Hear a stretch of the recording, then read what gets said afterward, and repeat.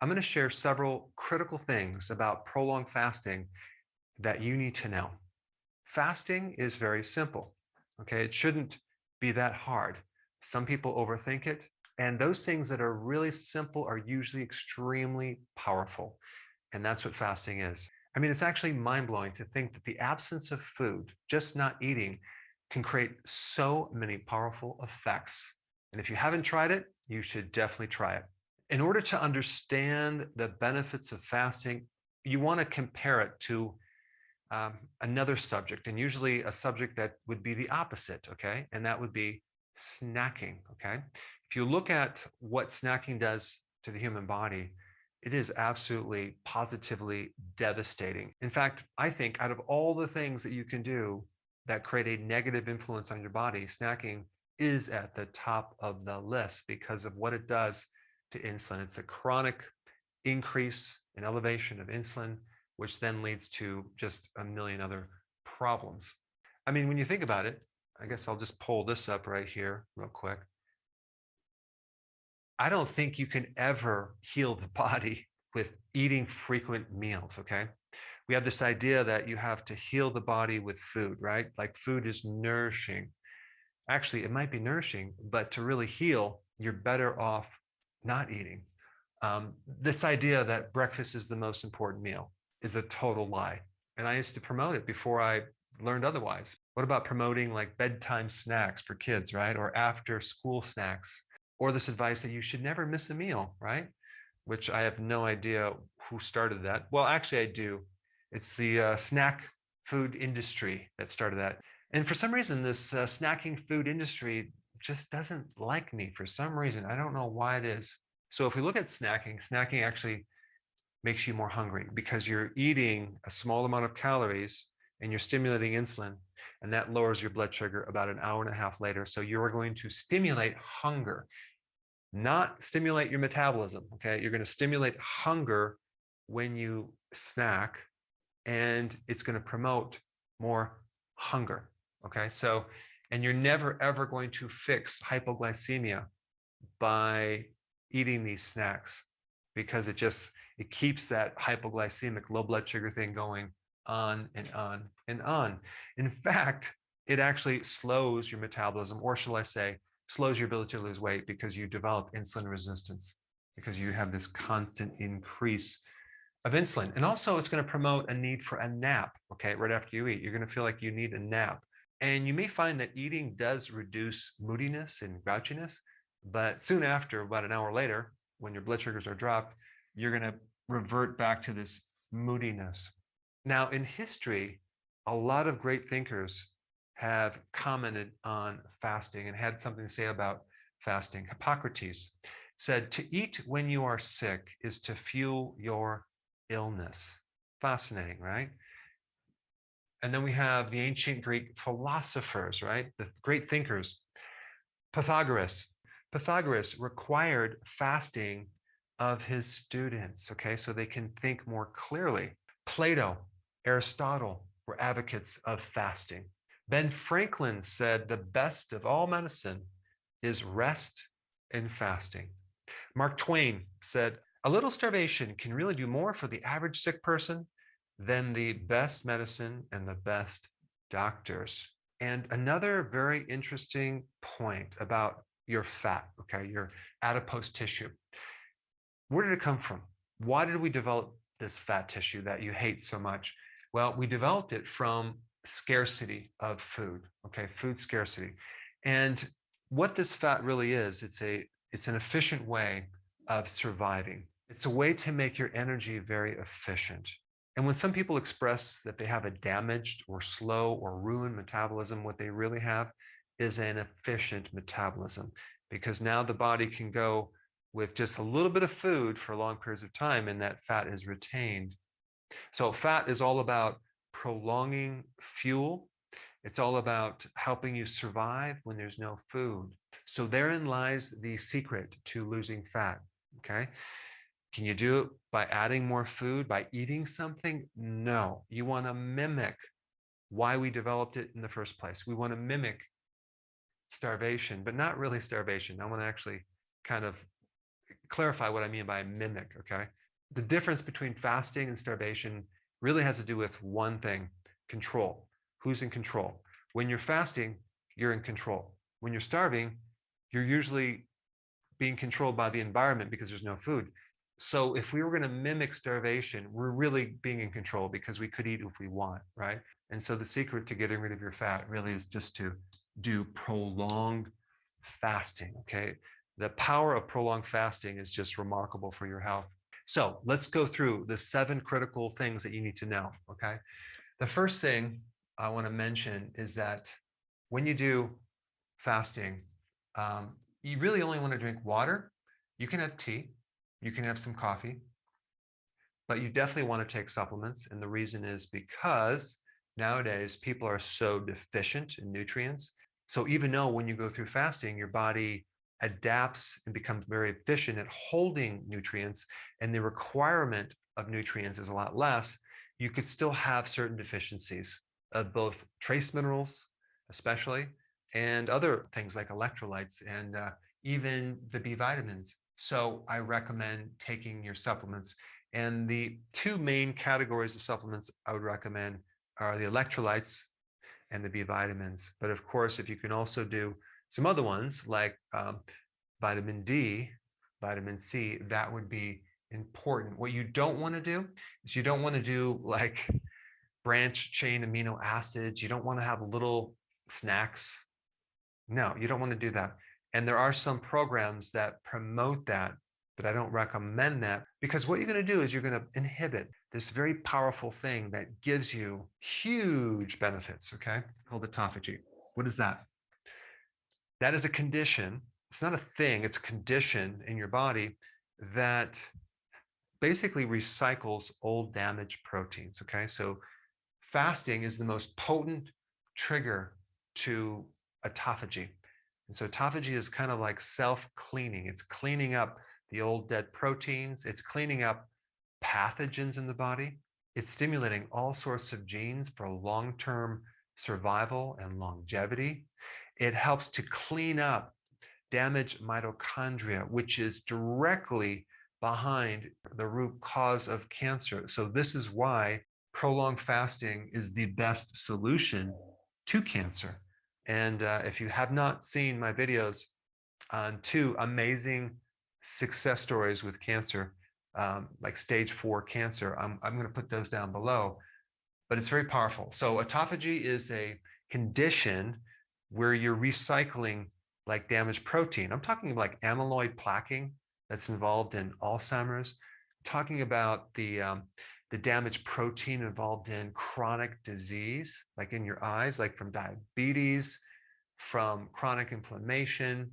And by the way, when you start doing prolonged fasting, you can just erase any inflammation in the body.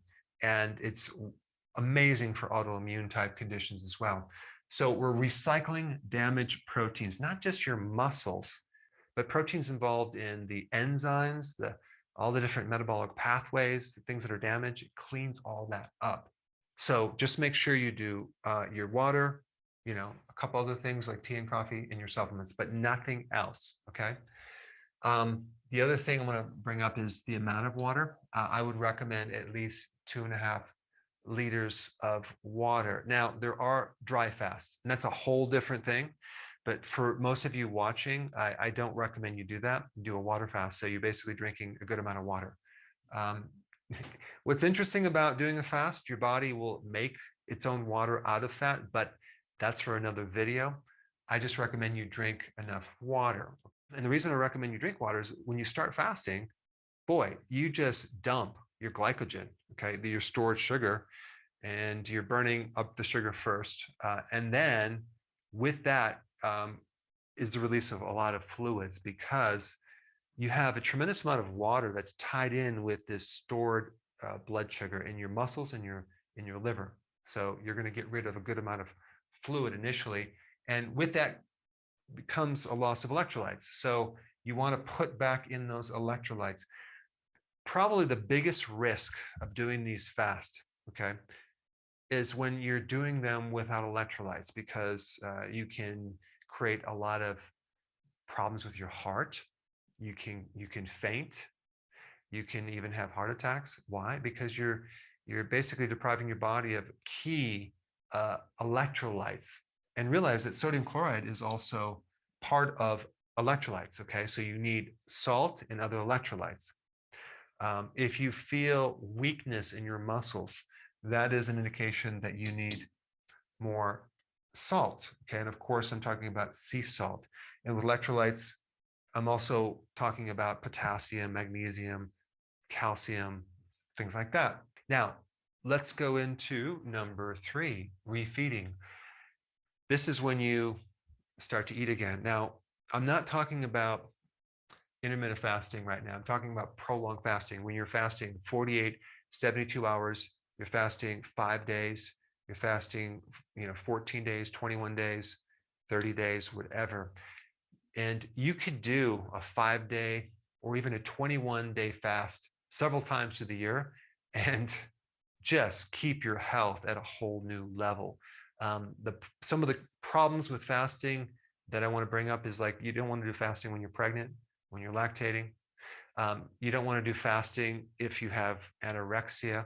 However, if you have stage 4 cancer or cancer in general, personally, I would do prolonged fasting immediately. So if you're doing a prolonged fast, all right, what do you eat coming off the fast? Well, you want to do something healthy, of course, but you don't want to do a big meal, okay? And you especially do not want to do something with refined carbs and sugar. And the reason is because you're going to create a huge shift of potassium, okay, out of the cell. And 98% of all your potassium should be inside that cell. And so in order to store sugar, you need potassium. So you're going to just suck out this potassium too fast. And you're going to end up with a severe imbalance of potassium in the blood, inside the cell. There's going to be this huge imbalance, and that can create some dangers. So do not do, just regular foods or refined carbs when you come off this prolonged fast. Instead, do a little bit of salad, maybe a little egg, just a little bit of something, and then wait for a couple hours, and then you can maybe have a little bit of nuts, and wait for a little bit, do a little avocado, and gradually kind of come out of this, okay? You do not want to do a big meal like I did. And that was a really good demonstration of what not to do, because I just pigged out. I ate all this food, ate this huge meal, and oh my goodness, did I end up with a serious digestive problem, tired. And I'm like, okay, I will never do that again. In fact, I need to have other people learn from my mistakes. All right, if you're doing a prolonged fast, and I'm saying probably 72 hours or longer, realize that all these ketones are going to make you pretty acid. It's not a bad thing. It's just that if you're doing apple cider vinegar and you're adding that, you're going to add some more acidity, and that can throw off your pH. And you may find that your pulse rate, it's like a very loud pounding pulse rate in your ear. That's going to make it difficult to sleep because your pH is off, and your breathing might be affected too, like air hunger, like can't get enough air. So just don't do the apple cider vinegar if you're doing a fast longer than 72 hours. You may want to do some baking soda, just a little bit, like an 1/8 of a teaspoon in some water, and drink that, especially if you start having a buildup of like a gout symptom from the uric acid that goes up. Uric acid is one of the most powerful antioxidants in your blood, and it's a normal thing, but some people that are predisposed to gout might have a flare-up, especially when they are doing this initially, okay? But normally it's not a situation. And number 5, do the healthy version of the ketogenic diet. Don't just go back to regular foods, because first of all, the carbs are going to kind of nullify some of the benefits that you had, okay? Because this whole goal of doing fasting is to get rid of the bad effects of a high carb diet and a junk food diet. So why would you want to go back to that? So I would highly recommend combining healthy keto with the intermittent fasting. Okay, number 6, dawn phenomenon. What is that? That has to do with your blood sugars going up, okay? Maybe between 5 in the morning to 8, like all of a sudden your blood sugars go up, and like you didn't eat any sugar. Where is that sugar coming from? Well, your liver is making sugar, okay? There's a problem with insulin resistance, which is still occurring because it takes quite a while to get rid of that condition. It could take months, even up to a year or a little bit longer to fully get rid of that. If you have the dawn phenomenon, all that means is that you have insulin resistance, okay? And I wouldn't worry about it too much. However, if it concerns you, I would go for a long walk and just burn off that sugar. It's not coming from your diet, okay? It's just your liver is making the sugar. And that's a big difference between consuming sugar, all right? You're not gonna have a problem. And also that problem is gonna go away with time versus some people might think, oh, fasting is bad because it raised my sugar, so I'm gonna stop doing that. That would be a mistake. And so a couple of little things that you can do, you can probably take berberine or other things like cinnamon to help reduce insulin resistance, okay? All right, number 7, knowing when to break your fast. Now, should you just dive right into a prolonged fast? Well, you know what? You could. Are you going to feel great? Maybe not, especially if you haven't fasted. You're going to have to go through a period of time where your body adapts. And so it might take you several days before you start feeling good. So a lot of people do this gradually and they kind of ease into it after doing, weeks of intermittent fasting. So you could just cold turkey, just jump right in and do prolonged fasting, okay?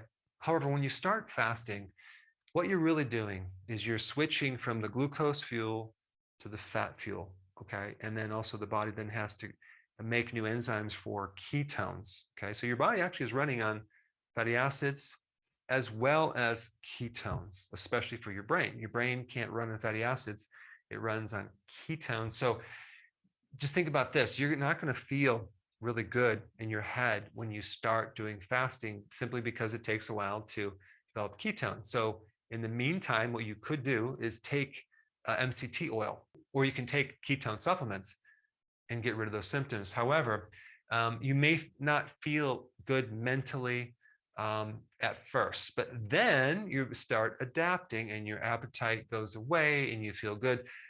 That's a really good indication that you've adapted. Okay, so if you're doing this gradual, okay, there's always going to be a transition phase where you're going to have to go through something that's going to be uncomfortable. But just realize, push through that. Like you might have hunger pains, you might feel a little bit kind of off, but then if you push through that, that will go away because your body is forced to adapt to this new method of burning fuel. There's no other shortcuts other than just pushing through that sometimes. So at some point, going from intermittent fasting to prolonged fasting, you're going to have to go through a little bit of this transition. It's normal. It's not abnormal. I'm just letting you know before you go through it so you can not be freaked out about it. But when I say don't eat if you're not hungry, eat when you're hungry, I'm mainly talking about doing intermittent fasting. But when we get into prolonged fasting, should you eat when you're hungry? No, actually, we're going to just push through that to the other side. Okay, so that's kind of a little bit of a little point I want to bring up. Now, since we're on the topic of fasting, I think it'd be very important for you to learn a little bit more about how to speed up the process, and that would be how to make insulin more sensitive. So you should watch this video right here.